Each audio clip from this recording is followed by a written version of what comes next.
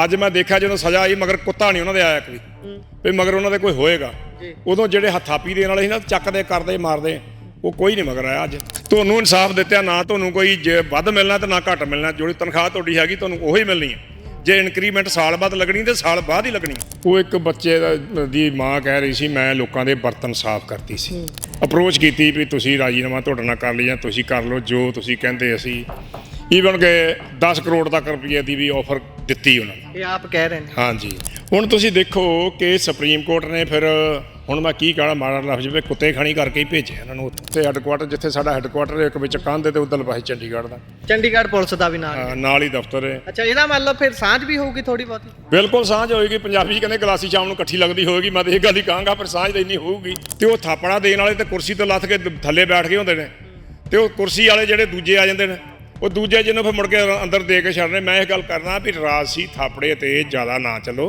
लगातार इन्ने केस हो जाण ते पुलिस उस तो सिखे ना DGP उस दा संज्ञान ना लवे इत्थों तक कि मुख मंत्री पंजाब इस गल ते कुछ ना बोले भी भाई पुलिस नूं सिखाओ पुलिस नूं वापस लैके जाओ ट्रेनिंग हाउसिस दे विच ते जदों बंदा कोई फड़दे ने उहदी रिकवरी वास्ते ये तो नहीं भी 2 बंदे जां 3 बंदे लै गए ठीक है ना वो 2-3 बंदे लिजा के तो है नहीं फिर दूजी गल ये तो है नहीं भी उन्होंने छड़ देंगे खुला भी जा उत्थों तो रिवाल्वर कढ़ के लिया गया जिथे दबिया तो असीं पिछे खलो जाने गड्डी के सलैंसर से भी गोली बज गई जी जां गड्डी के लागे लंघा देनी जां मुलाजम के पग के कोलों लंघा देनी गोली ये सारे ड्रामे जिहड़े ना ये जिहड़ा ओही गल भी 84 के दौर दौरान ये ड्रामे सारे चलते सी उदों CM साहब का हुक्म होवे भी आ मसला मैनूं सॉल्व करके चाहिए देना चाहिए शाम नूं ते मैं कहा पुलिस नूं वक्त पै जांदा सारी पुलिस नूं भी फड़े जाण कभी किसी ने यह कह अज तक DGP ने कितने कही है या मुख्य मंत्री ने कहा भी बंदे अरेस्ट करके मैंने रिपोर्ट दी जाए जोड़ के बेनती करता नव्या नूं चाहे वो DSP भर्ती है चाहे इंस्पैक्टर है चाहे कांस्टेबल है चाहे कोई भी मेरी हथ जोड़ के बेनती है कि 93 वाले रिजल्ट का तुसीं नतीजा देख लो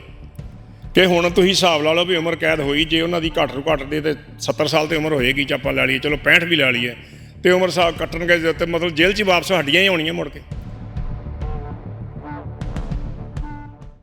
ਜਦੋਂ 32 ਸਾਲ ਪੁਰਾਣੇ ਫੇਕ ਇਨਕਾਊਂਟਰਾਂ ਦੇ ਕੇਸਾਂ ਦੇ ਵਿੱਚ ਇਨਸਾਫ ਮਿਲ ਕੇ ਸਾਹਮਣੇ ਆਉਂਦਾ ਹੈ ਤਾਂ ਇੱਕ ਵਾਰ ਇਹ ਗੱਲ ਤੇ ਨਿਗਾਹ ਮਾਰਨੀ ਜ਼ਰੂਰ ਬਣਦੀ ਹੈ ਕਿ ਉਹਨਾਂ ਪਰਿਵਾਰਾਂ ਦੀ ਕੀ ਪੀੜਾ ਹੋਊਗੀ ਜਿਨ੍ਹਾਂ ਨੇ ਇੰਨੇ ਲੰਬੇ ਸਮੇਂ ਤੱਕ ਸੰਘਰਸ਼ ਕਰਨ ਦਾ ਦ੍ਰਿੜ ਇਰਾਦਾ ਰੱਖਿਆ ਅਦਾਲਤਾਂ ਦੇ ਚੱਕਰ ਕੱਢਦਿਆਂ ਉਹਨਾਂ ਦੀਆਂ ਵਿਆਹੀਆਂ ਕੱਸ ਗਈਆਂ ਬੇਸ਼ੱਕ ਹੋਣ ਪਰ ਇੱਥੇ ਹੀ ਸਵਾਲ ਇਹ ਵੀ ਖੜੇ ਹੁੰਦੇ ਨੇ ਕਿ ਪੁਲਿਸ ਦੀ ਪੁਲਿਸਿੰਗ ਕਿੱਥੇ ਖੜੀ ਹੈ ਕੀ ਪੁਲਿਸਿੰਗ ਕਰਨ ਦੇ ਲਈ ਲੋਕਾਂ ਦੀ ਜਾਨ ਮਾਲ ਦੀ ਰਾਖੀ ਦੇ ਲਈ ਜਦੋਂ ਬਣਾਈ ਗਈ ਸੀ ਉਦੋਂ ਇਹ ਸੋਚਿਆ ਗਿਆ ਹੋਊਗਾ ਕਿ ਪੁਲਿਸ ਆਪਣੇ ਵੱਧ ਅਧਿਕਾਰਾਂ ਦੀ ਵਰਤੋਂ ਇਸ ਤਰੀਕੇ ਦੇ ਨਾਲ ਇਸ ਕਰੂਰਤਾ ਦੇ ਨਾਲ ਵੀ ਕਰ ਸਕਦੀ ਹੈ ਕਿ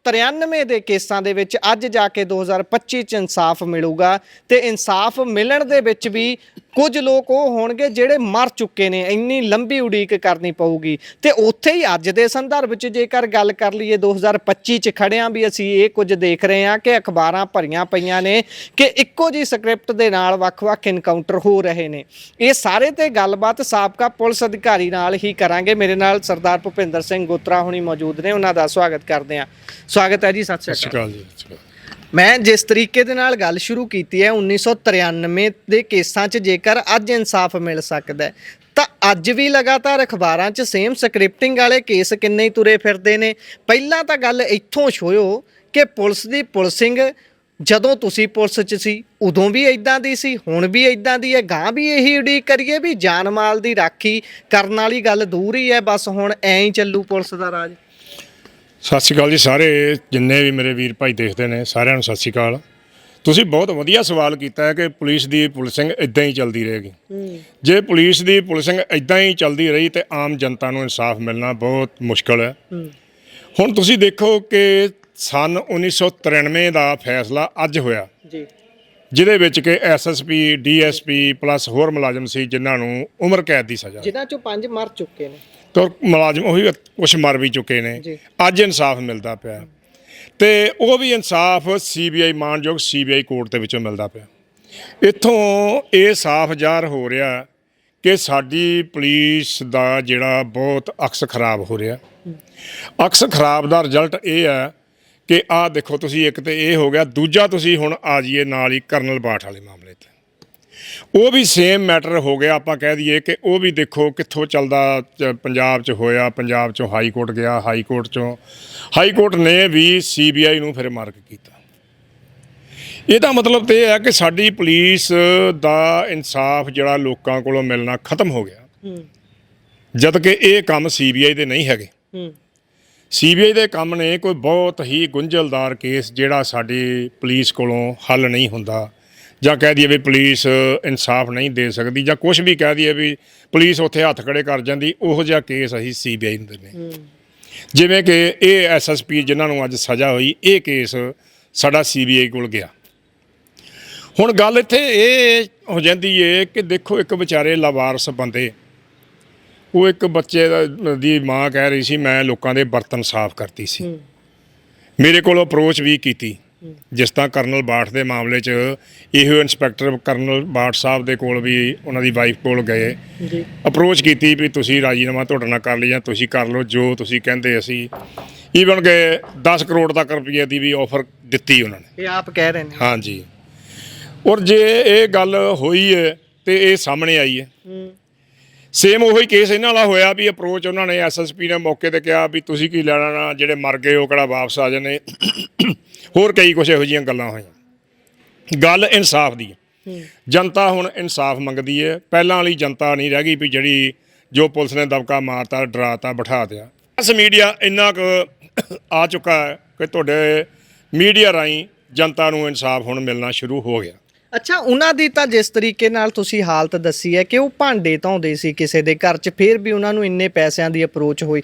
ਉਹ ਚਾਹੁੰਦੇ ਤਾਂ ਹੁਣ ਜਿਹੜੇ ਜਾ ਚੁੱਕੇ ਨੇ ਉਹਨਾਂ ਨੂੰ ਅਲਵਿਦਾ ਆਖ ਕੇ ਉਹ ਪੈਸੇ ਲੈ ਕੇ ਚੰਗਾ ਜੀਵਨ ਬਤੀਤ ਕਰ ਸਕਦੇ ਸੀ। ਉਹ ਜਿੱਦਾਂ ਤੁਸੀਂ ਦੱਸਿਆ ਉਹਨਾਂ ਦੀ ਪਹੁੰਚ ਅਪਰੋਚ ਨਹੀਂ ਸੀ। ਕਰਨਲ ਬਾਠ ਵਾਲੇ ਮਾਮਲੇ 'ਚ ਦੇਖੀਏ, ਇਹਨਾਂ ਦੀ ਤਾਂ ਅਮਿਤ ਸ਼ਾਹ ਤੱਕ ਅਪਰੋਚ ਹੈ, ਕਿਉਂਕਿ ਸੀਕ੍ਰੇਟ ਏਜੰਸੀ ਨਾਲ ਦੱਸਿਆ ਜਾਂਦਾ ਕੰਮ ਕਰਦੇ ਸੀਗੇ ਪੁਸ਼ਪਿੰਦਰ ਬਾਠ ਹੋਣੀ। ਉਹ ਚਲੋ ਉਹ ਗੱਲ ਆਪਾਂ ਅੱਡ ਵੀ ਰੱਖ ਲਈਏ, ਪਰ ਰੱਖਿਆ ਦਾ ਮਾਮਲਾ ਸੀ ਦੇਸ਼ ਦੀ ਦਾ ਇਹ, ਉਹ ਇੱਕ ਨੌਜਵਾਨ ਸੀਗਾ ਤੇ ਇਹਨਾਂ ਦੀ ਤਾਂ ਪਹੁੰਚ ਵੀ ਬਹੁਤ ਹੈ। ਪਰ ਇਹਨਾਂ ਨੂੰ ਵੀ ਪਹਿਲਾਂ ਪੰਜਾਬ ਪੁਲਿਸ ਨੇ ਘੁਮਾਇਆ, ਫਿਰ ਚੰਡੀਗੜ੍ਹ ਪੁਲਿਸ ਨੇ ਘੁਮਾਇਆ, ਫਿਰ ਕੋਰਟ 'ਚ ਗਏ, ਫਿਰ ਕੋਰਟ ਤੋਂ ਅੱਗੇ CBI ਤੋਂ ਗਏ। CBI ਨੂੰ ਛੱਡੋ, ਹੁਣ ਤਾਂ ਸੁਪਰੀਮ ਕੋਰਟ 'ਚ ਵੀ ਫਾਈਲ ਲਾ ਕੇ ਦੇਖ ਲਈ ਹੈ। ਇਹ ਢਿੱਲੋਂ ਹੁਣੀ ਜਿਹੜੇ ਪੁਲਿਸ ਅਧਿਕਾਰੀ ਇਸ 'ਚ ਫਸੇ ਨੇ। ਹੁਣ ਤੁਸੀਂ ਦੇਖੋ ਕਿ ਸੁਪਰੀਮ ਕੋਰਟ ਨੇ ਫਿਰ, ਹੁਣ ਮੈਂ ਕੀ ਕਹਾਂ, ਮਾੜਾ ਲਫ਼ਜ਼ ਵੀ ਕੁੱਤੇ ਖਾਣੀ ਕਰਕੇ ਹੀ ਭੇਜਿਆ ਇਹਨਾਂ ਨੂੰ ਉੱਥੋਂ। ਕਿ ਇੱਕ ਤੁਸੀਂ ਬਾਰਡਰ ਤੇ ਬੈਠੇ ਕਰਨਲ ਦੇ ਪਰਿਵਾਰ ਦੇ ਨਾਲ ਜਾਂ ਕਰਨਲ ਸਾਹਿਬ ਨਾਲ ਤੁਸੀਂ ਇੰਨੀ ਬਦਤਮੀਜ਼ੀ ਕਰ ਰਹੇ ਹੋ, ਤੁਸੀਂ ਆਮ ਜਨਤਾ ਦੀ ਰਾਖੀ ਪੁਲਿਸ ਨੂੰ ਕਿਹਾ ਕੀ ਕਰੋ। ਕਿਉਂਕਿ ਸਾਡੀ ਆਮ ਜਨਤਾ ਦੀ ਇੱਥੇ ਸਾਡੇ ਸਟੇਟ 'ਚ ਜਾਂ ਕਿਤੇ ਵੀ ਆਪਾਂ ਰਹਿੰਦੇ, ਸਾਡੀ ਰਾਖੀ ਸਿਰਫ ਪੁਲਿਸ ਨੇ ਕਰਨੀ ਹੁੰਦੀ ਆ।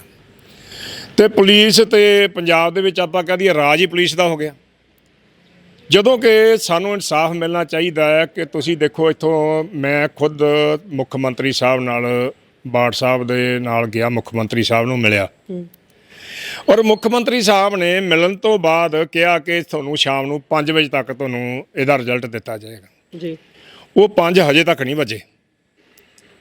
ਇੱਥੋਂ ਇਹ ਸਾਫ਼ ਜ਼ਾਹਰ ਹੁੰਦਾ ਕਿ ਸਾਡੀ ਸਰਕਾਰ ਦਾ ਔਰ ਸਾਡੇ ਪੁਲਿਸ ਅਫਸਰਾਂ ਦਾ, DGP ਸਾਹਿਬ ਤੱਕ ਦਾ ਵੀ ਪੂਰਾ ਜ਼ੋਰ ਲੱਗਾ ਇਹਨਾਂ ਨੂੰ ਬਚਾਉਣ ਤੇ। ਤੇ ਇਹਨਾਂ ਨੂੰ ਬਚਾ ਕੇ ਇਹਨਾਂ ਨੂੰ ਕੀ ਫਾਇਦਾ ਹੋਏਗਾ ਕਿ ਹੁਣ ਜਿੰਨਾ ਪੁਲਿਸ ਦਾ ਹੁਣ ਇਸ ਵੇਲੇ ਜਲੂਸ ਨਿਕਲਿਆ ਨਾ, ਆਪਾਂ ਕਹਿ ਦਈਏ ਕਿ ਸਾਡੇ, ਕਿਉਂਕਿ ਪੰਜਾਬ ਦੇ ਵਿੱਚ ਕੀ ਵਰਲਡ ਦੇ ਵਿੱਚ ਕਿਸੇ ਵੇਲੇ ਪੰਜਾਬ ਪੁਲਿਸ ਦਾ ਨਾਂ ਸੀ ਕਿ ਯਾਰ ਪੰਜਾਬ ਪੁਲਿਸ ਆਹ ਕੰਮ ਜਿਹੜਾ ਕੋਈ ਨਹੀਂ ਕਰ ਸਕਦਾ, ਉਹ ਕੰਮ ਇਹ ਕਰ ਲੈਂਦੀ। ਪਰ ਉਹਨਾਂ ਨੇ ਉਸ ਤੋਂ ਜ਼ਿਆਦਾ ਹੀ ਕਰ ਦਿੱਤਾ। ਇਹਦੇ ਵਿੱਚ ਮੈਂ ਇਹ ਜ਼ਰੂਰ ਦੱਸ ਦਿਆਂ ਕਿ ਆਮ ਤੌਰ 'ਤੇ ਆਪਾਂ ਦੇਖਦੇ ਹਾਂ ਯਾਦਵ ਸਾਹਿਬ ਨੂੰ, DGP ਸਾਹਿਬ ਇਹ ਗੱਲ ਕਹਿੰਦੇ ਨੇ ਜਦੋਂ ਕੋਈ ਵੀ ਗੱਲ ਪੁਲਿਸ 'ਤੇ ਆਉਂਦੀ ਹੈ ਕਿ ਪੁਲਿਸ ਦਾ ਮੋਰਾਲ ਡਾਊਨ ਹੁੰਦਾ, ਇਹੋ ਜਿਹੀਆਂ ਗੱਲਾਂ ਨਾ ਕਰੋ ਜਿਹੜੀਆਂ ਤੁਸੀਂ ਸਾਰੀਆਂ ਗੱਲਾਂ ਕੀਤੀਆਂ ਨੇ। ਜਿਹੜਾ ਅੱਜ ਫੈਸਲਾ ਆਇਆ ਹੈ, ਇਹ ਸਾਰੇ ਨੂੰ ਦੇਖ ਕੇ ਲੱਗਦਾ ਕਿ ਜਿਹੜੀ ਯਾਦਵ ਸਾਹਿਬ ਗੱਲ ਕਹਿੰਦੇ ਨੇ ਮੋਰਾਲ ਡਾਊਨ ਵਾਲੀ, ਉਹ ਗੱਲ ਕੋਈ ਹੈ ਇਹਦੇ 'ਚ? ਯਾਦਵ ਸਾਹਿਬ ਤੇ ਇੱਕ ਦਿਨ ਇਹ ਵੀ ਇੰਟਰਵਿਊ 'ਚ ਕਹਿੰਦੇ ਸੀ ਕਿ ਮੈਂ ਜੀ ਇਹ ਜਿਹੜੀਆਂ ਮਹਿਕਮੇ ਦੀਆਂ ਬਲੈਕ ਸ਼ੀਪ ਨੇ, ਉਹ ਜੀ ਮੈਂ ਉਹਨਾਂ ਨੂੰ ਜੀ ਡਿਸਮਿਸ ਕਰ ਦਿੱਤਾ ਜੀ, ਇਹ ਕਰਤਾ। ਮੈਂ ਯਾਦਵ ਸਾਹਿਬ ਨੂੰ ਪੁੱਛਣਾ ਚਾਹੁੰਦਾ, ਮੈਂ ਕਿਸੇ ਵੇਲੇ ਉਹਨਾਂ ਨੂੰ ਸਲੂਟ ਮਾਰਨ ਦਾ ਜ਼ਿੰਮੇਵਾਰ ਸੀ ਔਰ ਉਹ ਮੇਰਾ ਸਲੂਟ ਲੈਣ ਦੇ ਹੱਕਦਾਰ ਸੀ। ਮੈਂ ਉਹਨਾਂ ਕੋਲ ਬਹੁਤ ਦੇਰ ਗੁਹਾਰ ਲਾਈ ਵੀ ਯਾਦਵ ਸਾਹਿਬ ਨੂੰ ਵੀ ਸਾਡੇ ਨਾਲ ਧੱਕਾ ਹੋਇਆ, ਸਾਡੇ ਨਾਲ ਧੱਕਾ ਹੋਇਆ, ਆਹ ਗੱਲ ਸਾਡੀ ਸੁਣਵਾਈ ਕਰ ਲਓ। 311 ਲਾਈ ਗਈ ਸੀ ਕਿਸੇ ਵੇਲੇ ਸਾਡੇ ਤੇ ਵੀ, ਸਾਨੂੰ ਡਿਸਮਿਸ ਕੀਤਾ ਗਿਆ ਸੀ ਕੇਸ ਰਜਿਸਟਰ ਹੋਣ ਦੀ ਵਜ੍ਹਾ ਕਰਕੇ। ਠੀਕ ਹੈ, ਕੋਈ FIR ਕੋਈ ਕ੍ਰਾਈਮ ਨਹੀਂ, FIR ਕਿਸੇ ਤੇ ਵੀ ਹੋ ਸਕਦੀ ਹੈ। ਅਸੀਂ ਨਹੀਂ ਕਹਿੰਦੇ ਵੀ ਡਿਸਮਿਸ ਕਰੋ, ਪਰ ਅਸੀਂ ਕਹਿੰਦੇ ਹਾਂ ਜੇ ਪੁਲਿਸ ਰੂਲ ਇੱਕ ਹੈ, ਸੰਵਿਧਾਨ ਇੱਕ ਹੈ, ਤੇ ਫਿਰ ਉਹ ਸਾਰਿਆਂ ਤੇ ਲਾਗੂ ਹੋਣਾ ਚਾਹੀਦਾ ਹੈ। ਇਹ ਦੋ ਤਰ੍ਹਾਂ ਨਹੀਂ ਹੋਣਾ ਚਾਹੀਦਾ ਵੀ ਕਿਸੇ ਤੇ ਲਾਗੂ ਹੈਗਾ ਕਿਸੇ ਤੇ ਨਹੀਂ ਹੈਗਾ। ਔਰ ਇਸੇ ਮੁਤਾਬਕ ਅਸੀਂ ਇਹ ਗੱਲ ਕਰਦੇ ਹਾਂ ਕਿ ਕੱਲੀਆਂ ਇੰਟਰਵਿਊ ਨਾਲ ਗੱਲ ਨਹੀਂ ਬਣਨੀ ਵੀ ਪ੍ਰੈਸ ਇੰਟਰਵਿਊ ਕਰ ਦਿੱਤੀ ਤੇ ਗੱਲ ਕਰਤੀ। ਕਿੱਡਾ ਇਸ ਵੇਲੇ ਕੀ ਹਾਲਤ ਹੋ ਰਹੀ ਦੇਖੋ ਤੁਸੀਂ ਕਿ ਸੁਪਰੀਮ ਕੋਰਟ ਦੇ ਵਿੱਚੋਂ ਸੁਪਰੀਮ ਕੋਰਟ ਨੇ ਇਹ ਕਹਿ ਕੇ ਇਹਨਾਂ ਨੂੰ ਉੱਥੋਂ ਤੋਰਿਆ ਕਿ ਜੋ ਹਾਈ ਕੋਰਟ ਨੇ ਮਾਨਯੋਗ ਹਾਈ ਕੋਰਟ ਨੇ ਆਰਡਰ ਕੀਤੇ ਉਹ ਬਿਲਕੁਲ ਸਹੀ ਕੀਤੇ। ਤੇ ਇਹ ਜਿਹੜੇ ਹੁਣ ਐਨਕਾਊਂਟਰ ਕੀਤਾ ਫੇਕ ਐਨਕਾਊਂਟਰ ਜਿਹੜਾ ਕੀਤਾ ਉਹ ਵੀ ਵਿੱਚ ਨਾਲ ਇਹਦੇ ਨਾਲ ਚੱਲਦਾ ਵੀ ਫੇਕ ਐਨਕਾਊਂਟਰ ਕੀਤਾ ਹੈ ਕਿਉਂਕਿ ਉਹਨਾਂ ਨੂੰ ਇਹ ਖਤਰਾ ਹੈ ਜੀ ਕਿ ਜੇ ਇਨਕੁਆਰੀ ਸ਼ੁਰੂ ਸੀਬੀਆਈ ਕਰਦੀ ਤਾਂ ਸੀਬੀਆਈ ਨੇ ਤਾਂ ਫਿਰ ਡੀਪਲੀ ਜਾਣਾ ਇਨਕੁਆਰੀ ਤੋਂ। ਉਹਦੇ ਵਿੱਚ ਫਿਰ ਇਹਨਾਂ ਕੋਲੋਂ ਇਹ ਵੀ ਨਹੀਂ ਜਵਾਬ ਹੋਣਾ ਵੀ ਕਿੱਥੇ ਰਵਾਨਗੀ ਹੋਈ, ਕਿੱਥੋਂ ਵਾਪਸੀ ਹੋਈ, ਕਿਹਦੀ ਹਾਜ਼ਰੀ 'ਚ ਹੋਈ, ਕਿੰਨੇ ਘੰਟੇ ਤੁਸੀਂ ਬਾਹਰ ਰਹੇ, ਹਾਜ਼ਰੀ ਕਿੰਨੇ ਘੰਟੇ ਬਾਹਰ। ਕੋਈ ਬਹੁਤ ਬਰੀਕ ਜਿਹੜੀ ਨਾਲ ਸ਼ੁਰੂ ਹੁੰਦੀ ਹੈ ਇਨਕੁਆਰੀ ਜਿਹਦੇ 'ਚ ਜਵਾਬ ਦੇਣਾ ਉਹਨਾਂ ਨੂੰ ਔਖਾ ਹੋ ਜਾਣਾ। ਉਹ ਜਵਾਬ ਦੇਣ ਦੀ ਬਜਾਏ ਆਪਣੀ ਜਾਨ ਛਡਾਉਂਦੇ ਹੋਏ ਪਹਿਲਾਂ ਜ਼ਮਾਨਤਾਂ ਲਾਈਆਂ ਵੀ ਜ਼ਮਾਨਤਾਂ ਹੋ ਜਾਣ। ਜ਼ਮਾਨਤਾਂ ਤੋਂ ਬਾਅਦ ਫਿਰ ਇਹਨਾਂ ਨੇ ਉੱਥੋਂ ਜੀ ਕਹਿ ਦਿੱਤਾ ਜੀ ਅਸੀਂ 3 ਸਾਲ ਦੀ ਨੌਕਰੀ ਕੱਟ ਲਈਏ, ਸ਼ਾਇਦ ਕਰਨਲ ਸਾਹਿਬ ਫੇਰ ਸਹਿਮਤ ਹੋ ਜਾਣਗੇ। ਫਿਰ ਇਹਨਾਂ ਦੀਆਂ ਬਦਲੀਆਂ ਕਰਤੀਆਂ ਜੀ ਅਸੀਂ ਸ਼ਾਇਦ ਕਰਨਲ ਸਾਹਿਬ ਫੇਰ ਸਹਿਮਤ ਹੋ ਜਾਣ। ਇਹਨਾਂ ਸਾਰੀਆਂ ਚੀਜ਼ਾਂ ਦੇ ਨਾਲ ਕੋਈ ਸਾਨੂੰ ਇਨਸਾਫ ਨਹੀਂ।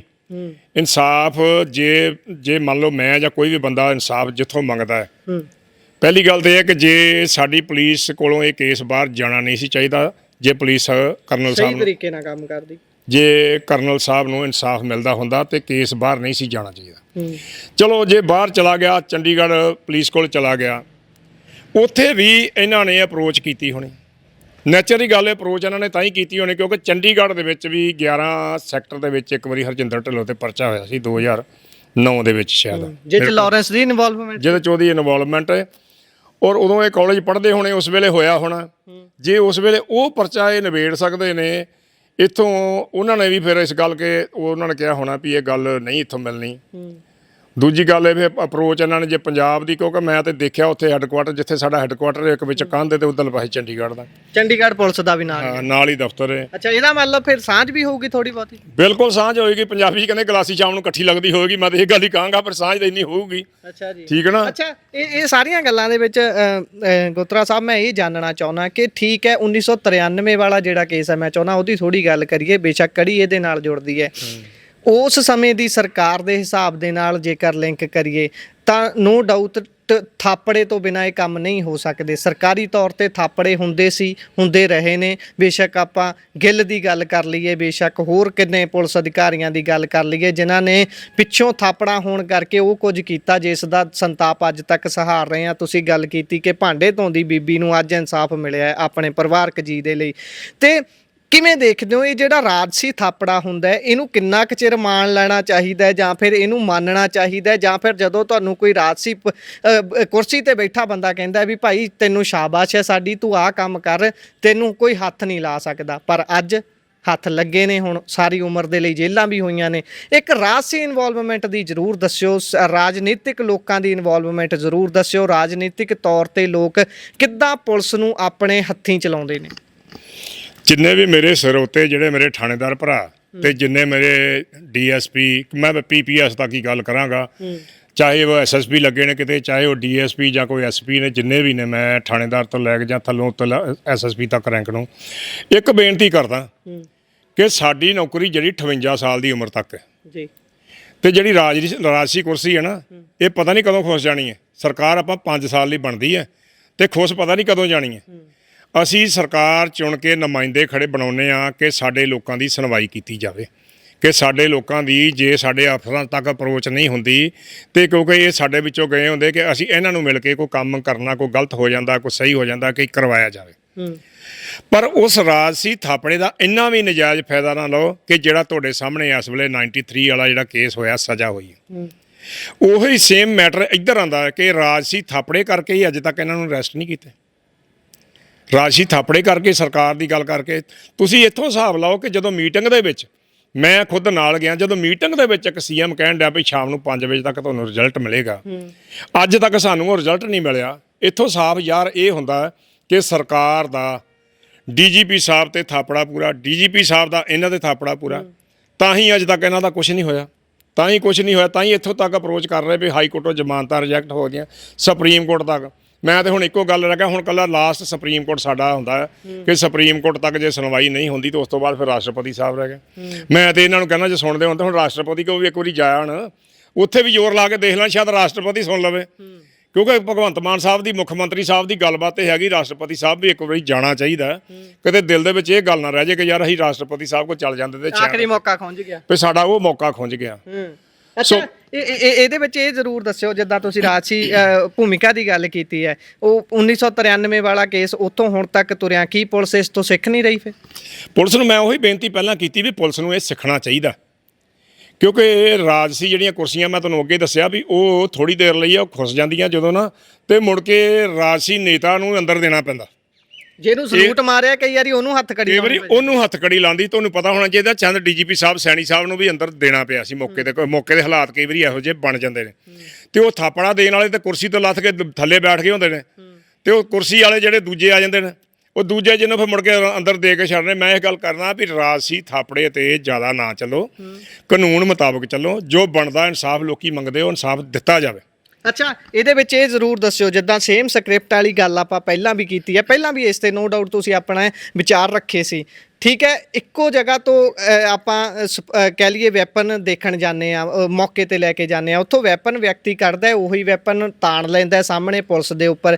ਕੀ ਇੱਕ ਕੇਸ ਹੋ ਸਕਦਾ, 2 ਟੈਸਟ ਕੇਸ ਹੋ ਸਕਦੇ ਨੇ, 3 ਹੋ ਸਕਦੇ ਨੇ, ਪਰ 19-20 ਤਾਂ ਅਖਬਾਰ 'ਚ ਰਜਿਸਟਰ ਨੇ। ਲਗਾਤਾਰ ਇੰਨੇ ਕੇਸ ਹੋ ਜਾਣ ਤੇ ਪੁਲਿਸ ਉਸ ਤੋਂ ਸਿੱਖੇ ਨਾ, ਡੀਜੀਪੀ ਉਸ ਦਾ ਸੰਗਿਆਨ ਨਾ ਲਵੇ, ਇੱਥੋਂ ਤੱਕ ਕਿ ਮੁੱਖ ਮੰਤਰੀ ਪੰਜਾਬ ਇਸ ਗੱਲ ਤੇ ਕੁਝ ਨਾ ਬੋਲੇ ਵੀ ਭਾਈ ਪੁਲਿਸ ਨੂੰ ਸਿਖਾਓ, ਪੁਲਿਸ ਨੂੰ ਵਾਪਸ ਲੈ ਕੇ ਜਾਓ ਟ੍ਰੇਨਿੰਗ ਹਾਊਸਿਸ ਦੇ ਵਿੱਚ, ਇਹਦੀ ਟ੍ਰੇਨਿੰਗ ਕਰਾਓ, ਇਹਨਾਂ ਨੂੰ ਘੱਟੋ ਘੱਟ ਇਹ ਤਾਂ ਸਿਖਾਓ ਵੀ ਜਦੋਂ ਤੁਸੀਂ ਕਿਤੇ ਜਾਣਾ ਹੈ, ਕਿਸੇ ਮੌਕੇ ਤੇ ਜਾਣਾ ਹੈ, ਤੇ ਉੱਥੇ ਜਾਣਾ ਕਿਵੇਂ ਹੈ, ਕਿੰਨੀ ਤੁਸੀਂ ਫੋਰਸ ਲੈ ਕੇ ਜਾਣੀ ਹੈ, ਜਿਹੜਾ ਵਿਅਕਤੀ ਲੈ ਕੇ ਜਾ ਰਿਹਾ ਮੁਲਜ਼ਮ ਨੂੰ ਉਹਨੂੰ ਕਿਵੇਂ ਲਿਜਾਣਾ ਹੈ। ਕੀ ਲੱਗਦਾ ਇਹ ਜਿਹੜੇ ਲੂਪ ਹੋਲ ਨੇ ਜਾਣ ਕੇ ਰੱਖੇ ਗਏ ਨੇ, ਜਾਂ ਫਿਰ ਇੱਧਰ ਧਿਆਨ ਹੀ ਨਹੀਂ ਹੈ, ਸਿਰਫ ਏਮ ਉਹੀ ਹੈ ਵੀ ਜੋ ਕਰਨਾ ਹੈ, ਜੋ ਅਖਬਾਰਾਂ 'ਚ ਆ ਰਿਹਾ?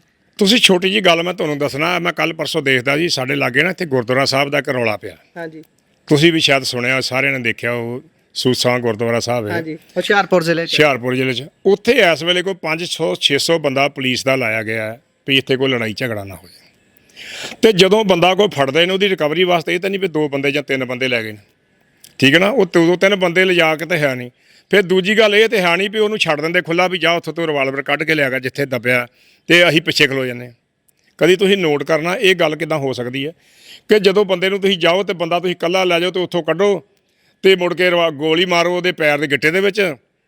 ਤੇ ਕਦੀ ਤੁਸੀਂ ਨੋਟ ਕਰਨਾ ਗੋਲੀ ਗਿੱਟੇ 'ਚ ਵੀ ਨਹੀਂ, ਉਹ ਇੱਕ ਜਿੱਦਾਂ ਕਹਿ ਦਈਏ ਨਾ ਕਿ ਮਾਸ ਜਿਹਾ ਇੱਥੋਂ ਫੜ ਕੇ ਗੋਲੀ ਮਾਰ ਕੇ ਦੱਸ ਦੇਣਾ ਵੀ ਗੋਲੀ ਵੱਜੀ ਹੈ, ਤੇ ਨਾਲ ਇੱਕ ਇਹ ਸ਼ੋਅ ਕਰ ਦੇਣਾ ਗੱਡੀ ਦੇ ਸਲੈਂਸਰ ਤੇ ਵੀ ਗੋਲੀ ਵੱਜ ਗਈ ਜੀ, ਜਾਂ ਗੱਡੀ ਦੇ ਲਾਗੇ ਲੰਘਾ ਦੇਣੀ, ਜਾਂ ਮੁਲਾਜ਼ਮ ਦੇ ਪੱਗ ਦੇ ਕੋਲੋਂ ਲੰਘਾ ਦੇਣੀ ਗੋਲੀ। ਇਹ ਸਾਰੇ ਡਰਾਮੇ ਜਿਹੜੇ ਨਾ, ਇਹ ਜਿਹੜਾ ਉਹੀ ਗੱਲ ਵੀ 84 ਦੇ ਦੌਰ ਦੌਰਾਨ ਇਹ ਡਰਾਮੇ ਸਾਰੇ ਚੱਲਦੇ ਸੀ ਉਦੋਂ, ਪਰ ਉਸ ਵੇਲੇ ਕੋਈ ਪ੍ਰੈਸ ਮੀਡੀਆ ਇੰਨਾ ਨਹੀਂ ਸੀ। ਪਰ ਫਿਰ ਵੀ ਜਿੱਥੇ ਇਨਸਾਫ ਲੈਣ ਵਾਸਤੇ ਜੇ ਖੜ ਕੇ ਕੋਈ ਇਨਸਾਫ ਲੈਣਾ ਤੇ ਉਹ ਲੈਣਾ, ਉਹ ਲਿਆ। ਔਰ ਆ 32 ਸਾਲ ਬਾਅਦ ਤੁਹਾਡੇ ਸਾਹਮਣੇ ਇਨਸਾਫ ਖੜਾ। ਔਰ ਜਨਤਾ ਜਿਹੜੀ ਇਹ ਵੀ ਹੈ ਜਿਨ੍ਹਾਂ ਦੇ ਨਾਲ ਇਨਕਾਊਂਟਰ ਹੋ ਰਹੇ ਨੇ, ਜਨਤਾ ਉਹ ਵੀ ਨਾਲ ਚੱਲ ਪਈ ਹੈ, ਉਹ ਵੀ ਇਨਸਾਫ ਮੰਗੇਗੀ, ਕਿਉਂਕਿ ਸਾਰੇ ਅਪਰੋਚ ਕਰ ਰਹੇ ਨੇ, ਕੁਝ ਸਾਡੇ ਕੋਲ ਵੀ ਪਹੁੰਚ ਰਹੇ ਨੇ ਕਿ ਲੋਕਾਂ ਨਾਲ ਧੱਕਾ ਹੋ ਰਿਹਾ। ਇਹ ਪੰਜਾਬ ਵਿੱਚ ਪੁਲਿਸ ਰਾਜ ਜਿਹੜਾ ਇਹ ਖਤਮ ਹੋਣਾ ਚਾਹੀਦਾ ਹੈ। ਪੁਲਿਸ ਰਾਜ ਨਹੀਂ ਚੱਲਣਾ, ਜਨਤਾ ਦੀ ਗੁਹਾਰ ਪੁਲਿਸ ਤੱਕ ਹੁੰਦੀ ਹੈ, ਇਲਾਕੇ ਦੇ ਹਲਕਾ DSP ਜਾਂ ਜੋ ਥਾਣੇਦਾਰ ਉੱਥੇ ਤੱਕ। ਉਸ ਤੋਂ ਬਾਅਦ ਉੱਥੇ ਹੀ ਮਸਲਾ ਹੱਲ ਨਾ ਹੋਵੇ ਫਿਰ ਸਰਕਾਰ ਤੱਕ ਪਹੁੰਚ ਕਰਦੇ ਨੇ। ਅੱਛਾ, ਇਹ ਸਾਰੇ ਦੇ ਵਿੱਚ ਆਖਰੀ ਸਵਾਲ ਹੈ ਮੇਰਾ, ਫਿਰ ਸਰਕਾਰ ਨੂੰ ਕਿਵੇਂ ਤੋਲੀਏ? ਸਰਕਾਰ ਕੀ ਆਪਣੀ ਭੂਮਿਕਾ ਨਹੀਂ ਨਿਭਾ ਪਾ ਰਹੀ? ਕਿਉਂਕਿ ਸਰਕਾਰ ਦੇ ਹੱਥ ਵਿੱਚ ਸਾਰਾ ਕੁਝ ਹੈ, ਰੱਖਿਆ ਵਿਭਾਗ, ਗ੍ਰਹਿ ਵਿਭਾਗ ਖੁਦ ਆਪ ਮੁੱਖ ਮੰਤਰੀ ਸਾਹਿਬ ਦੇ ਕੋਲ ਹੈ। ਉਹਨਾਂ ਦੀ ਭੂਮਿਕਾ ਨੂੰ ਕਿਵੇਂ ਜੱਜ ਕਰੀਏ? ਉਹ ਤਾਂ ਕਹਿੰਦੇ ਨੇ ਕਿ ਅਸੀਂ ਚੁੱਲ੍ਹਿਆਂ 'ਚ ਅੱਗ ਬਾਲਣੀ ਹੈ, ਤਾਂ ਬੁਝਾਉਣ ਵਾਲਾ ਕੰਮ ਹੋਈ ਜਾਂਦਾ ਹੈ। ਉਹ ਤਾਂ ਕਹਿੰਦੇ ਨੇ ਆਪਾਂ ਪੰਜਾਬ ਨੂੰ ਖਿੜਿਆ ਹੋਇਆ ਫੁੱਲ ਬਣਾਉਣਾ ਹੈ, ਸੋਨੇ ਦੀ ਚਿੜੀ ਦੀਵਾਰ ਤੋਂ ਬਣਾਉਣਾ। ਲੋਕ ਮੈਨੂੰ ਆ ਕੇ ਮਿਲਦੇ ਨੇ, ਮੇਰੇ ਨਾਲ ਗੱਲਾਂ ਕਰਦੇ ਨੇ ਕਿ ਬਹੁਤ ਵਧੀਆ ਕੰਮ ਹੋ ਰਿਹਾ ਹੈ। ਅੱਜ ਤਾਂ ਇੱਥੋਂ ਤੱਕ ਕਹਿਤਾ ਵੀ ਅਸੀਂ ਇੰਨੇ ਕੰਮ ਕਰ ਦਿੱਤੇ ਨੇ, ਜੇਕਰ ਤੁਸੀਂ ਗਿਣਨ ਲੱਗ ਜਾਓ ਤੁਹਾਡੇ ਤੋਂ ਅਗਲੇ 3 ਸਾਲ ਤੱਕ ਕੰਮ ਨਹੀਂ ਗਿਣੇ ਜਾਣੇ। ਕਿੱਥੇ ਦੇਖਦੇ ਹੋ ਇੱਕ ਗ੍ਰਹਿ ਮੰਤਰੀ ਦੇ ਰੂਪ ਦੇ ਵਿੱਚ ਮੁੱਖ ਮੰਤਰੀ ਸਾਹਿਬ ਦੀ ਭੂਮਿਕਾ ਨੂੰ ਮੌਜੂਦਾ ਸਮੇਂ? ਗ੍ਰਹਿ ਮੰਤਰੀ ਦੇ ਜਿਹੜਾ ਗ੍ਰਹਿ ਮੰਤਰੀ ਜਾਂ ਗ੍ਰਹਿ ਵਿਭਾਗ ਮੁੱਖ ਮੰਤਰੀ ਸਾਹਿਬ ਕੋਲ ਹੋਏ ਤੇ ਗ੍ਰਹਿ ਸਕੱਤਰ ਸਾਡਾ ਪੰਜਾਬ ਤੋਂ ਬਾਹਰਲੀ ਸਟੇਟ ਦਾ ਲਾਇਆ ਹੋਵੇ, ਜਿਹੜਾ DGP ਸਾਡਾ ਪੰਜਾਬ ਦੀ ਬਾਹਰਲੀ ਸਟੇਟ ਤੋਂ ਲਾਇਆ ਹੋਵੇ, ਤੇ ਸਾਡਾ ਹੋਵੇ ਪੰਜਾਬ। ਕਹਿੰਦੇ ਪੰਜਾਬ ਹਰਿਆ ਭਰਿਆ, ਪੰਜਾਬ ਹਰਿਆ ਭਰਿਆ ਕਿੱਥੋਂ ਰਹਿ ਜਾਏਗਾ ਦੱਸੋ ਮੈਨੂੰ? ਇੱਕ ਮੁੱਖ ਮੰਤਰੀ ਨੂੰ ਮਿਲਣ ਵਾਸਤੇ ਅੱਜ 3.5 ਸਾਲ ਹੋ ਗਏ, ਮੈਂ ਚਿੱਠੀਆਂ ਪਾ ਚੁੱਕਾ, ਮਿਲ ਲੈਣ ਗਿਆ। ਉਹ ਵੀ ਕਰਨਲ ਸਾਹਿਬ ਦੀ ਮੀਟਿੰਗ ਦੇ ਵਿੱਚ ਉਹਨਾਂ ਦੇ ਨਾਲ ਮਿਲਿਆ ਗਿਆ। ਔਰ DGP ਸਾਹਿਬ ਨੂੰ ਮਿਲਣ ਵਾਸਤੇ ਚਿੱਠੀਆਂ ਪਾਈਆਂ ਗਈਆਂ। ਹੁਣ DGP ਸਾਹਿਬ, ਮੈਂ ਉਹੀ ਗੱਲ ਕਹਿਣਾ ਵੀ ਇੰਟਰਵਿਊ ਦੇਣ ਨੂੰ ਕਹਿ ਜਾਂਦੇ ਨੇ ਵੀ 11 ਤੋਂ 1 ਵਜੇ ਤੱਕ ਜੀ ਸਾਰਿਆਂ ਨੇ ਦਫ਼ਤਰਾਂ 'ਚ ਬਹਿਣਾ। ਪਰ DGP ਸਾਹਿਬ ਨੂੰ ਮੈਂ ਪੁੱਛਦਾ ਵੀ DGP ਸਾਹਿਬ ਤੁਸੀਂ ਕਿੱਦਣ ਸਾਨੂੰ ਮਿਲੋਗੇ? ਸਾਨੂੰ ਉਹ ਦਿਨ ਦੱਸ ਦਿਓ, ਸਾਨੂੰ ਉਹ ਦਿਨ ਦੱਸ ਦਿਓ ਵੀ ਮੈਂ ਤੁਹਾਨੂੰ ਇਸ ਦਿਨ ਮਿਲਾਂਗਾ, 6 ਮਹੀਨਿਆਂ ਨੂੰ ਮਿਲਾਂਗਾ, 2 ਨੂੰ ਮਿਲਾਂਗਾ, 3 ਨੂੰ ਮਿਲਾਂਗਾ, ਕਦੋਂ ਮਿਲਾਂਗਾ। ਜਦੋਂ ਤੱਕ ਪਬਲਿਕ ਦੀ ਆਵਾਜ਼ ਨਹੀਂ ਸੁਣੀ ਜਾਏਗੀ ਤੇ ਉਦੋਂ ਤੱਕ ਫਿਰ ਇਹ ਇਨਸਾਫ ਕਿੱਥੋਂ ਮਿਲੇਗਾ। ਪਬਲਿਕ ਇਨਸਾਫ ਚਾਹੁੰਦੀ ਹੈ, ਇਨਸਾਫ ਭਾਲਦੀ ਹੈ। ਕਈ ਵਾਰੀ ਮਸਲੇ ਕੋਈ ਛੋਟੇ ਜਿਹੇ ਹੁੰਦੇ ਨੇ, ਐਡੇ ਵੱਡੇ ਨਹੀਂ ਹੁੰਦੇ, ਪਰ ਉਹ ਬਣਾਏ ਬਹੁਤ ਵੱਡੇ ਜਾਂਦੇ ਨੇ ਜੀ। ਜਦੋਂ ਆਪਾਂ ਨੂੰ ਇਨਸਾਫ ਹੀ ਨਹੀਂ ਮਿਲਣਾ, ਆਪਾਂ ਡੀਜੀਪੀ ਸਾਹਿਬ ਤੱਕ ਜਾਣਾ, ਆਪਾਂ ਆਪਣਾ ਮੁੱਖ ਮੰਤਰੀ ਸਾਹਿਬ ਤੱਕ ਜਾਣਾ, ਹੋਮ ਸੈਕਟਰੀ ਤੱਕ ਜਾਣਾ, ਪਰ ਜੇ ਉਹ ਸਾਨੂੰ ਮਿਲਣਗੇ ਹੀ ਨਹੀਂ, ਇਨਸਾਫ ਕਿੱਥੋਂ ਮਿਲੇਗਾ। ਫਿਰ ਜਿੱਦਾਂ ਹੁਣ ਤੁਸੀਂ ਕਰਨਲ ਸਾਹਿਬ ਦਾ ਹੀ ਮਸਲਾ ਦੇਖ ਲਓ ਕਿੱਥੇ ਤੱਕ ਪਹੁੰਚਿਆ ਸੁਪਰੀਮ ਕੋਰਟ। ਹੁਣ ਇਹ ਤੋਂ ਗਾਂ ਤੇ ਕੋਈ ਜਗ੍ਹਾ ਨਹੀਂ ਹੈਗੀ। ਫਿਰ ਗੱਲ ਤੇ ਫਿਰ ਇਨਕੁਆਰੀ ਫਿਰ ਥੱਲੇ ਉੱਥੇ ਹੀ ਆਈ ਨਾ, ਸੀਬੀਆਈ ਕੋਲ ਜੇ ਆਈ ਹੈ ਤੇ ਸੀਬੀਆਈ ਕਰੇਗਾ ਨਾ ਇਨਕੁਆਰੀ। ਹੁਣ ਕੀ ਲੱਗਦਾ ਉਹਨਾਂ ਦੇ ਮਨ 'ਚ ਡਰ ਹੈ ਕਿ ਸੀਬੀਆਈ ਜਾਂਚ ਕਰ ਰਹੀ ਹੈ, ਵੀ ਸੀਬੀਆਈ ਜਿਸ ਤਰੀਕੇ ਦੇ ਨਾਲ ਤੇਜ਼ੀ ਨਾਲ ਅੱਗੇ ਵੱਧ ਰਹੀ ਹੈ ਵੀ ਸਾਡੇ ਤੇ ਗਾਜ ਡਿੱਗੀ ਲੋ ਕਿਸੇ ਵੀ ਸਮੇਂ। ਬਿਲਕੁਲ ਉਹਨਾਂ ਦੇ ਡਰ ਕਰਕੇ ਇੱਥੇ ਤੱਕ ਕਰਦੇ। ਪਰ ਜੇ ਡਰ ਨਾ ਹੁੰਦਾ ਤੇ ਕੋਈ ਗੱਲ ਨਹੀਂ, ਫਿਰ ਕੀ ਹੋਇਆ, ਬੰਦਾ ਕਹਿੰਦਾ ਮੈਂ ਕਿਹੜਾ ਯਾਰ ਕੋਈ ਕ੍ਰਾਈਮ ਕੀਤਾ ਜਾਂ ਕੁਛ ਕੀਤਾ। ਇਹ ਸਾਰੇ ਸਵਾਲ ਦੇ ਵਿੱਚ ਮੇਰੇ ਜ਼ਿਹਨ ਦੇ ਵਿੱਚ ਇੱਕ ਹੋਰ ਗੱਲ ਆਉਂਦੀ ਹੈ, ਫਿਰ ਮੁੱਖ ਮੰਤਰੀ ਦੀ ਕ੍ਰੈਡੀਬਿਲਿਟੀ ਕਿੱਥੇ ਜਾਂਦੀ ਹੈ, ਡੀਜੀਪੀ ਦੀ ਕ੍ਰੈਡੀਬਿਲਿਟੀ ਕਿੱਥੇ ਜਾਂਦੀ ਹੈ, ਜਿਹੜੇ ਪੰਜਾਬ ਨੂੰ ਚਲਾ ਰਹੇ ਨੇ, ਪੰਜਾਬ ਦੀ ਪੁਲਿਸਿੰਗ ਨੂੰ ਦੇਖ ਰਿਹਾ ਡੀਜੀਪੀ ਹੈ। ਜਦੋਂ ਉਹਨਾਂ ਦੇ ਹੱਥੋਂ ਐਡੇ ਟੈਸਟ ਕੇਸ ਜਿਹੜੇ ਪੂਰੀ ਪੰਜਾਬ ਦੇ ਵਿੱਚ ਅੱਗ ਦੀ ਵਾਂਗ ਫੈਲ ਚੁੱਕੇ ਨੇ, ਉਹਨਾਂ ਨੂੰ ਹੈਂਡਲ ਨਹੀਂ ਕਰ ਸਕੇ, ਤਾਂ ਮੁੱਖ ਮੰਤਰੀ ਦੀ ਭੂਮਿਕਾ ਨੂੰ ਕਿਵੇਂ ਵੇਖਦੇ ਹੋ ਤੁਸੀਂ? ਜੇ ਤੁਸੀਂ ਦੇਖੋਗੇ ਇੱਕ ਛੋਟੇ ਜਿਹੇ ਕੇਸ ਨੂੰ ਇੱਕ ਸਾਡੀ ਪੰਜਾਬ ਪੁਲਿਸ ਦੀ ਜਾਂ ਸਾਡਾ ਡੀਜੀਪੀ ਜਾਂ ਸਾਡੇ ਸੀਐਮ ਸਾਹਿਬ ਇਹਨੂੰ ਹੈਂਡਲ ਹੀ ਨਹੀਂ ਕਰ ਸਕੇ। ਸੀਐਮ ਸਾਹਿਬ ਦਾ ਹੁਕਮ ਹੋਵੇ ਵੀ ਆਹ ਮਸਲਾ ਮੈਨੂੰ ਸੋਲਵ ਕਰਕੇ ਦੇਣਾ ਚਾਹੀਦਾ ਸ਼ਾਮ ਨੂੰ, ਤੇ ਮੈਂ ਕਿਹਾ ਪੁਲਿਸ ਨੂੰ ਵਕਤ ਪੈ ਜਾਂਦਾ, ਸਾਰੀ ਪੁਲਿਸ ਨੂੰ ਵੀ ਫੜੇ ਜਾਣ। ਕਦੀ ਕਿਸੇ ਨੇ ਇਹ ਕਹਿ ਅੱਜ ਤੱਕ ਡੀਜੀਪੀ ਨੇ ਕਿਤੇ ਕਹੀ ਹੈ ਜਾਂ ਮੁੱਖ ਮੰਤਰੀ ਨੇ ਕਿਹਾ ਵੀ ਇਹ ਬੰਦੇ ਅਰੈਸਟ ਕਰਕੇ ਮੈਨੂੰ ਰਿਪੋਰਟ ਦਿੱਤੀ ਜਾਵੇ। ਇਹ ਤਾਂ ਗੱਲ ਕਹਿਤੀ ਸ਼ਾਮ ਨੂੰ 5 ਵਜੇ ਤੱਕ ਮਸਲਾ ਹੱਲ ਹੋ ਜਾਏਗਾ। ਸੋ ਮੈਂ ਗੱਲ ਇਹ ਕਰਦਾ ਕਿ ਇਹ ਜਿਹੜੀ ਥਿਊਰੀ ਹੈ ਪੁਲਿਸ ਦੀ, ਸਾਡੇ ਅਫਸਰਾਂ ਦੀ, ਮੁੱਖ ਮੰਤਰੀ ਸਾਹਿਬ ਦੀ, ਪੁਲਿਸ ਨੂੰ ਇੰਡੀਪੈਂਡੈਂਟ ਕੰਮ ਕਰਨ ਦੀ ਇੰਨੀ ਵੀ ਪਾਵਰ ਨਾ ਦਿਓ ਕਿ ਲੋਕਾਂ ਨਾਲ ਨਜਾਇਜ਼ ਹੋਵੇ, ਇੰਨੀ ਵੀ ਪਾਵਰ ਨਾ ਦਿੱਤੀ ਜਾਓ ਕਿ ਜਨਤਾ ਦੀ ਸੁਣਵਾਈ ਨਾ ਹੋਵੇ, ਇੰਨੀ ਵੀ ਪਾਵਰ ਨਾ ਦਿਓ ਕਿ ਬੰਦਿਆਂ ਨੂੰ ਅੱਜ ਕਰਨਲ ਸਾਹਿਬ ਦੀ ਅਪਰੋਚ ਕਰਕੇ ਉਹਨਾਂ ਨੇ ਉੱਥੇ ਤੱਕ ਪਹੁੰਚ ਗਏ, ਸੁਪਰੀਮ ਕੋਰਟ ਤੱਕ ਪਹੁੰਚੇ। ਹੁਣ ਮਾੜਾ ਬੰਦਾ ਵਿਚਾਰਾ ਕਿੱਥੋਂ ਵਕੀਲ ਕਰ ਲਊ ਕਿ ਸੁਪਰੀਮ ਕੋਰਟ ਤੱਕ ਪਹੁੰਚੂ। ਸੋ ਇਸ ਕਰਕੇ ਜਨਤਾ ਦੀ ਆਵਾਜ਼, ਆਪਾਂ ਜਨਤਾ ਨੂੰ ਇਹੋ ਕਹਿੰਦੇ ਵੀ ਜਨਤਾ ਨੂੰ ਇਨਸਾਫ ਸਾਨੂੰ ਸਾਡੀ ਪੁਲਿਸ ਕੋਲੋਂ ਮਿਲਣਾ ਚਾਹੀਦਾ, ਕਿਉਂਕਿ ਮਰਨ ਵਾਲੇ ਵੀ ਸਾਡੇ ਪੰਜਾਬੀ, ਮਾਰਨ ਵਾਲੇ ਵੀ ਸਾਡੇ ਪੰਜਾਬੀ, ਸਾਡੇ ਤੇ ਰਾਜ ਕਰਨ ਵਾਲਾ ਵੀ ਪੰਜਾਬੀ, ਸਾਡਾ ਮੁੱਖ ਮੰਤਰੀ। ਤੇ ਫਿਰ ਸਾਡੀ ਜਨਤਾ ਨੂੰ ਸੀਬੀਆਈ ਕੋਲ ਕਿਉਂ ਜਾਣਾ ਪੈਂਦਾ? ਇਸ ਕਰਕੇ ਸਾਨੂੰ ਪੰਜਾਬ ਦੇ ਵਿੱਚੋਂ ਇਨਸਾਫ ਮਿਲਣਾ ਚਾਹੀਦਾ, ਸਾਨੂੰ ਇੱਥੇ ਤੱਕ ਨਾ ਜਾਵੇ। ਪਹਿਲੀ ਗੱਲ ਤੇ ਸਾਡਾ ਇੱਥੇ ਤੱਕ ਜਿਹੜਾ ਉਹ ਸਿਸਟਮ ਖਰਾਬ ਹੋ ਚੁੱਕਾ ਹੈ ਕਿ ਜਨਤਾ ਨੂੰ ਇਨਸਾਫ ਦੀ ਕੋਈ ਗੁਹਾਰ ਆਉਣ ਦੀ ਇੱਥੇ ਕੋਈ ਫਾਇਦਾ ਨਹੀਂ ਹੋਇਆ, ਜਿਹੜਾ ਅੱਜ ਇੱਥੇ ਤੱਕ ਪਹੁੰਚੇ। ਅੱਛਾ, ਆਖਰੀ ਅੰਤ ਦੇ ਵਿੱਚ ਜਿਹੜੇ ਨਵੇਂ ਪੂਰ ਦੇ ਮੁਲਾਜ਼ਮ ਨੇ ਭਰਤੀ ਹੋਏ ਨੇ, ਉਹ 1993 ਦੇ ਉਸ ਕੇਸ ਤੋਂ ਕੀ ਸਿੱਖਣ? ਉਹਨਾਂ ਨੂੰ ਸਿੱਧੇ ਤੌਰ ਤੇ ਤੁਸੀਂ ਕੀ ਸੁਨੇਹਾ ਦੇਣਾ ਚਾਹੋਗੇ ਜਿਹੜੇ ਨਵੇਂ ਪੂਰ ਦੇ ਹਾਲੇ ਪੈਰ ਧਰਾਵਾ ਕਰ ਰਹੇ ਨੇ ਇੱਧਰਲੇ ਬੰਨੇ ਨੂੰ? ਮੈਂ ਤੇ ਹੱਥ ਜੋੜ ਕੇ ਬੇਨਤੀ ਕਰਦਾ ਨਵਿਆਂ ਨੂੰ, ਚਾਹੇ ਉਹ ਡੀਐਸਪੀ ਭਰਤੀ ਹੈ, ਚਾਹੇ ਇੰਸਪੈਕਟਰ ਹੈ, ਚਾਹੇ ਕਾਂਸਟੇਬਲ ਹੈ, ਚਾਹੇ ਕੋਈ ਵੀ, ਮੇਰੀ ਹੱਥ ਜੋੜ ਕੇ ਬੇਨਤੀ ਹੈ ਕਿ 93 ਵਾਲੇ ਰਿਜ਼ਲਟ ਦਾ ਤੁਸੀਂ ਨਤੀਜਾ ਦੇਖ ਲਓ ਕਿ ਹੁਣ ਤੁਸੀਂ ਹਿਸਾਬ ਲਾ ਲਓ ਵੀ ਉਮਰ ਕੈਦ ਹੋਈ, ਜੇ ਉਹਨਾਂ ਦੀ ਘੱਟ ਤੋਂ ਘੱਟ ਦੇ ਤੇ 70 ਸਾਲ ਤੇ ਉਮਰ ਹੋਏਗੀ, ਚ ਆਪਾਂ ਲੈ ਲਈਏ, ਚਲੋ 65 ਵੀ ਲੈ ਲਈਏ, ਤੇ ਉਮਰ ਕੱਟਣਗੇ ਤੇ ਮਤਲਬ ਜੇਲ੍ਹ 'ਚ ਵਾਪਸ ਹੱਡੀਆਂ ਹੀ ਆਉਣੀਆਂ ਮੁੜ ਕੇ, ਕੀ ਫਾਇਦਾ, ਰਿਜ਼ਲਟ ਕੀ ਕੱਢਿਆ? ਸੋ ਬੇਨਤੀ ਮੇਰੀ ਹੈ ਵੀ ਕਿਸੇ ਨਾਲ ਨਜਾਇਜ਼ ਨਾ ਕਰਿਓ, ਜੋ ਇਨਸਾਫ ਜਨਤਾ ਨੂੰ ਦਿਓ, ਜਨਤਾ ਇਨਸਾਫ ਮੰਗਦੀ, ਉਹਨਾਂ ਨੂੰ ਇਨਸਾਫ ਦਿਓ। ਤੁਹਾਨੂੰ ਇਨਸਾਫ ਦਿੱਤਿਆ ਨਾ ਤੁਹਾਨੂੰ ਕੋਈ ਜੇ ਵੱਧ ਮਿਲਣਾ ਤੇ ਨਾ ਘੱਟ ਮਿਲਣਾ, ਜਿਹੜੀ ਤਨਖਾਹ ਤੁਹਾਡੀ ਹੈਗੀ ਤੁਹਾਨੂੰ ਉਹੀ ਮਿਲਣੀ ਹੈ। ਜੇ ਇਨਕਰੀਮੈਂਟ ਸਾਲ ਬਾਅਦ ਲੱਗਣੀ ਤੇ ਸਾਲ ਬਾਅਦ ਹੀ ਲੱਗਣੀ ਹੈ, ਠੀਕ ਹੈ ਨਾ? ਇਹਨਾਂ ਚੀਜ਼ਾਂ ਸਾਰੀਆਂ ਦਾ ਧਿਆਨ ਲੈ ਕੇ ਆਪਣੇ ਪਿੱਛੇ ਪਰਿਵਾਰ ਦਾ ਵੀ ਧਿਆਨ ਰੱਖ ਕੇ ਚੱਲੋ ਕਿ ਸਾਡੇ ਪਿੱਛੇ ਪਰਿਵਾਰ ਵੀ ਹੈ। ਅੱਜ ਮੈਂ ਦੇਖਿਆ ਜਦੋਂ ਸਜ਼ਾ ਆਈ ਮਗਰ ਕੁੱਤਾ ਨਹੀਂ ਉਹਨਾਂ ਦੇ ਆਇਆ ਇੱਕ ਵੀ ਮਗਰ ਉਹਨਾਂ ਦੇ ਕੋਈ ਹੋਏਗਾ। ਉਦੋਂ ਜਿਹੜੇ ਹੱਥਾਪੀ ਦੇਣ ਵਾਲੇ ਸੀ ਨਾ, ਚੱਕਦੇ ਕਰਦੇ ਮਾਰਦੇ, ਉਹ ਕੋਈ ਨਹੀਂ ਮਗਰ ਆਇਆ। ਅੱਜ ਤੁਸੀਂ ਬਿਆਨ ਆ ਕਿਸੇ ਦਾ ਵੀ ਆਇਆ ਵੀ ਹਾਂ ਵੀ ਫਲਾਣਾ ਬੰਦੇ ਨੇ ਇਹਨੂੰ ਕਿਹਾ ਸੀ, ਅੱਜ ਉਹ ਮਗਰ ਖੜਾ ਇਹਨਾਂ ਦੇ। ਸੋ ਇਸ ਕਰਕੇ ਮੇਰੀ ਬੇਨਤੀ ਹੈ, ਜਦੋਂ ਕਾਲਜਾਂ 'ਚ ਪੜ੍ਹਦੇ ਜਾਂ ਕਿਤੇ ਪੜ੍ਹਦੇ ਨੇ, ਜਦੋਂ ਪਹਿਲੀ ਵੇਲੇ ਲੜਾਈ ਹੁੰਦੀ ਤਾਂ ਪੂਰਾ ਪਿੰਡ ਮਗਰ ਆਉਂਦਾ, ਲਾਸਟ ਵੇਲੇ ਮਗਰ ਕੋਈ ਵੀ ਨਹੀਂ ਰਹਿ ਜਾਂਦਾ, ਹੌਲੀ ਹੌਲੀ ਘਟ ਜਾਂਦੇ। ਅੱਜ ਉਹ ਸਟੇਜ ਹੈ ਪੰਜਾਬ ਦੀ ਵੀ, ਸਾਡੇ ਦੀ, ਕਿ ਆਹ ਤੁਸੀਂ ਖੁਦ ਦੇਖ ਲਿਆ, ਪੰਜਾਬ ਦੀ ਸਟੇਜ ਇਸ ਵੇਲੇ ਇਸ ਜਗ੍ਹਾ 'ਤੇ ਪਹੁੰਚ ਗਈ ਹੈ ਕਿ ਪੰਜਾਬ ਨੂੰ ਇਨਸਾਫ ਦੇਣ ਵਾਲਾ ਨਾ ਤੇ ਮਿਲਿਆ ਤੇ ਨਾ ਮਿਲ ਰਿਹਾ, ਕਿਉਂਕਿ ਪੰਜਾਬ ਨਾਲ ਹਮੇਸ਼ਾ ਹੀ ਧੱਕਾ ਹੋ ਰਿਹਾ। ਤੁਸੀਂ ਆ ਜ਼ਮੀਨ ਲੈਂਡ ਐਕੁਜੀਸ਼ਨ ਦਾ ਲੈ ਲਓ ਜਾਂ ਕੋਈ ਵੀ ਲਾ ਲਓ, ਸਾਨੂੰ ਇਨਸਾਫ ਨਹੀਂ ਮਿਲ ਰਿਹਾ, ਕਿਉਂਕਿ ਸਾਡੇ ਪੰਜਾਬ 'ਤੇ ਰਾਜ ਕਰਨ ਵਾਲੇ ਬਾਹਰੋਂ ਆ ਕੇ ਬੈਠਦਾ ਸਾਡਾ ਪੰਜਾਬ 'ਚ ਨੁਕਸਾਨ ਹੋ ਰਿਹਾ, ਜੋ ਕਹਿੰਦੇ ਨੇ ਲਾਲਾ ਜੀ ਉਹੀ ਹੋ ਰਿਹਾ, ਠੀਕ ਹੈ ਨਾ? ਇਸ ਕਰਕੇ ਬੇਨਤੀ ਹੈ ਮੇਰੇ ਵੀਰੋ, ਮੈਂ ਪੰਜਾਬ ਪੁਲਿਸ ਨੂੰ ਜਿੰਨੇ ਵੀ ਵੀਰ ਕਿਸੇ ਵੀ ਡਿਪਾਰਟਮੈਂਟ 'ਚ ਨੌਕਰੀ ਕਰਦੇ, ਮੈਂ ਸਾਰਿਆਂ ਨੂੰ ਬੇਨਤੀ ਕਰਦਾ, ਹੱਥ ਜੋੜ ਕੇ ਬੇਨਤੀ ਕਰਦਾ ਕਿ ਜੋ ਇਨਸਾਫ ਵਾਲੀ ਗੱਲ ਉਹੀ ਕਰੋ, ਆਪਣੀ ਨੌਕਰੀ ਦਾਅ ਦੇ ਨਾਲ ਲਾ ਕੇ ਕਰੋ, ਜ਼ਿਆਦਾ ਨਾ ਕੁਝ ਕਹਿੰਦਾ ਹੋਇਆ। ਧੰਨਵਾਦ ਮੇਰਾ ਸਾਰਿਆਂ ਦਾ। ਧੰਨਵਾਦ।